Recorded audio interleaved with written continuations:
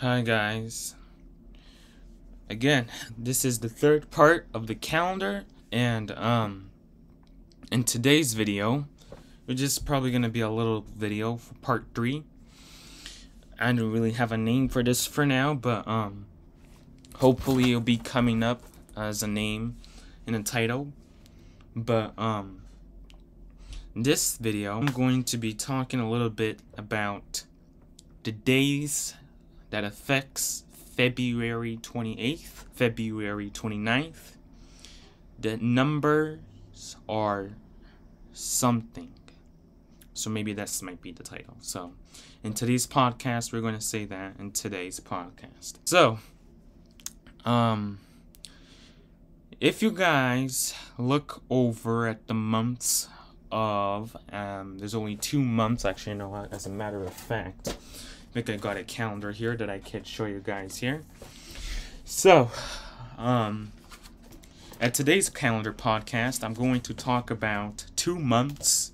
Well, there could be more as well, but for now, for today's video or podcast, I'm going to be talking about that, about the calendar, the 2 months, as I say, that are backwards dates and the same as in day, Tuesday.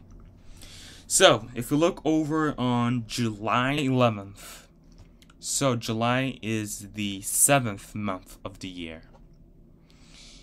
The 11th is on a Tuesday, July 11th, and that's the 7th month, 7/11. Get it? 7/11. And then if you look over in November 7th, November is the 11th month. November 7th is on a Tuesday. So let me show you guys right here a little bit. See? The 7th is on a Tuesday. November as the 11th month. If you go flip on over to July. Well, actually, yeah. July 11th. It's also on a Tuesday. Unless if it's a leap year, then November 7th is not on the same day. That is a strategy I can recommend you guys for now for recognizing and memorizing the calendar. Another thing as well I'm going to talk about in today's podcast for a little bit is how does the days affect, actually, as a matter of fact, I think I might even keep this right here with me. How does the days affect from February? So, what you guys need to understand, once, again, like I said, during the podcast, and I'm still going to say this, once the last day of February happens, that's how things affects. If it's a 29, February 29th was on any of those days, on Sunday to Saturday, then those days after that, after those days, after Sunday, after Monday, after Tuesday, after Wednesday, after Thursday, after Friday, after Saturday, after those days that the leap year had happened, will be the days that are going to be affected by one day after, that are not going to normally be where it usually used to be. So, for example, February 29th next year on a Thursday. So, I do not have that on my calendar on the thing that I showed you there, so I might have to show you this on the phone. So, you guys can double check as well if you want, but on Thursday, it's going to be that. There you go. Yep, there you go. See, Thursday. So, that's a strategy as well that you guys can see. If you guys are looking over at the calendar, if February 28th was, the last day was on a Thursday, then that wouldn't affect. Like, that was probably around February 28th was on a Thursday. So that is what happened during that day. So You know what I mean? Like, whenever the last day of February is, the days affects. You guys need to pay attention on if it's either a leap year or if it's not a leap year. Because it could be years that there might not be a leap year. But, for example, like 2020. 2020 started on January 1st on Wednesday. And then that year is also a leap year. So if you guys look as well on 2022, for example, let's do that one. And then if you guys also look over at February, that was not a leap year. February, that was the 28th, that was not a leap year. But if you guys look at 2016, on the other hand, which was a leap year, there was the 29th on February, which ended on the Monday, which was the last day. And my birthday, again, it was on a Tuesday.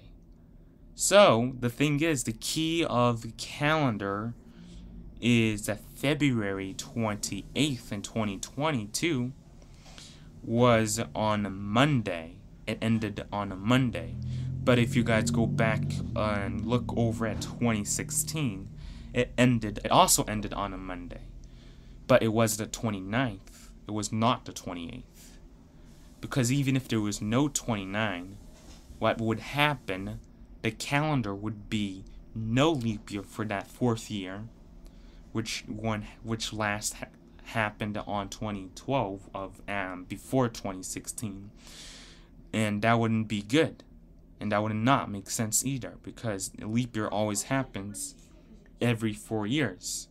So that's what I'm trying to say. If a leap year happened, it doesn't mean after that, the months before, which was January and February, except for the last day of February, meant that your birthday was supposed to be one day. Because after February 29th, things change. The days change, as to say. So, if your birthday was on a Monday, it's going to be on a Wednesday. Because of the leap year skipping one day, because they added a day on February 29th every 4 years. So that is what happened during that as well. Second key to remember a calendar. So another thing as well, every day are filled with every number. So, let's do this. 2023, or 2017, for example. So, what day started? Like, what was the first day started on a Monday? What month started on a Monday? So, it would be this month. And yeah, just this month. There's at least every month in the year that does that. So the month of May started on a Monday in 2023 and also 2017. How about Saturday? What month started the first on a Saturday? That would be April. April was a month that started on a Saturday. Alright, let's give another one. So I already did Monday and Saturday. How about Tuesday? What month started on a Tuesday? That will be August. August will be the month that's going to be starting the first on a Tuesday. How about Wednesday? Well, there are 3 months that started on a Wednesday this year. Or at least one more month that's going to start on a Wednesday this year. February, March, and November. Those are the 3 months that we have this year in Austin 2017 and 2006 that started on a Wednesday. How about the month of Actually, April and July also started on a Saturday. How about the month of September? What day did it start? Friday. September and December. Those are the 2 months that started on Friday. Next month, Sunday. What month started on a Sunday?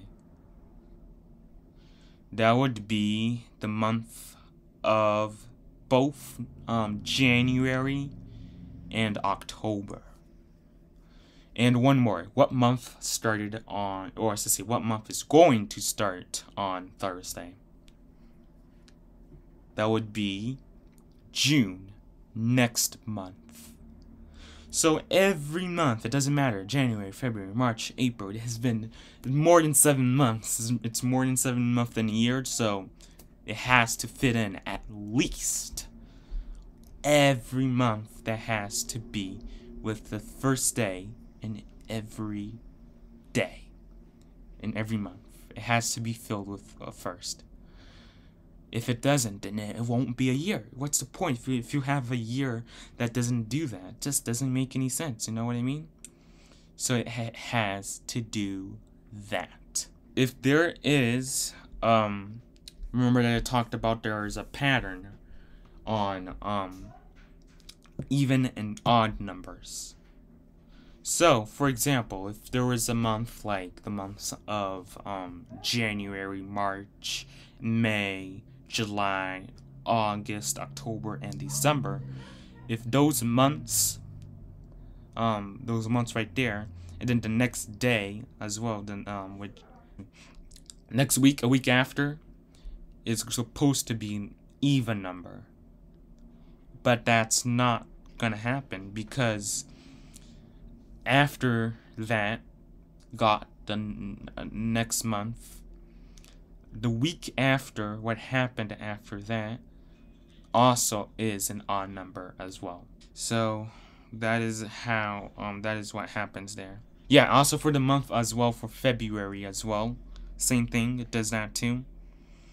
And also for does not continue because of the sudden stop of the even number going again to start again because of that. So that's why. And so for example, for the month not the month, for the day, so like when you memorize a day, okay, anyway, so you know there are 7 days in a week. So if you guys know what's 5 plus 7, what's 5 plus 7? That will be 12. And then 12 plus 7. So like, look at this trick. You know what's 12 plus 8? 20. But there's no 8 days in a week. So it's only 7 days. So you're adding 7 more to 12, which is going to be 19. And another trick is, if you're going to do 19 plus 7, you guys can add 7 more to that. But you guys look at the number 1, be like, okay, that's 1 from 19. 1. And then another one for the means for a week after, because 1, which was 1 for a week in 19, and then the other one, meaning that is the 2, because it's 2 weeks, because it's the 20th on the upcoming week. Well, going to the upcoming week. If it's not, you know what I mean, like if it's not that Saturday that 19th fell, but if not, then yeah. But you know what I mean, just if you look over at that, and so the first digit is 2, and then the second digit, if you turn that 9 right side up, I guess, that's going to be a 6. That's how you know that's going to be a 26. Pretty cool, right? Another thing as well, as of memorizing a calendar, is if you look over at 15 as well, the 15th, it could be any month. I'm going to use probably this month as an example, May. So 15 plus 7. What's 15 plus 7? Well, you know what's 15 plus 5. That's 20, but that's not 7 days a week, so you need to add 2 more. Remember that I talked about subtracting and adding 2 more? Add 2 more. There you go. You get your answer. It's 22. It goes the same way when you do the days of the week. Sunday, Monday, Tuesday, Wednesday, Thursday, Friday, Saturday. When you do that, you'd be like, okay, what's Sunday plus 2? Tuesday. What's Tuesday plus 2? Thursday. What's Thursday plus 2? Saturday. And if you do this, Monday plus 2, Wednesday. Wednesday plus 2, Friday. Friday plus 2, Sunday. You know what I mean? Like, just exercise your brain according to where you are doing your calendar. The day I'm recording this is on May 2nd, but it's going to be released in a different day. So just to give you guys a little bit of an idea, today's May 2nd.